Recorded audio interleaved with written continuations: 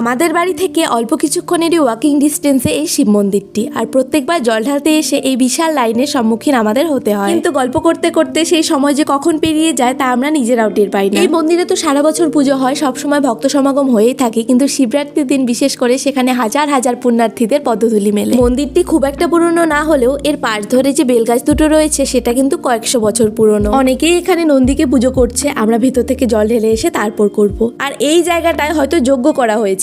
লোকজন যেভাবে ধূপকাঠি ধরাচ্ছে, যখন তখন যে কোনো একটা দুর্ঘটনা ঘটে যেতে পারে। এই দেখো আমরা কতটা কাছে চলে এসেছি, এখন আমরা ভেতরে যাব। বেশ মন ভরে পুজোটা আজকে দিলাম।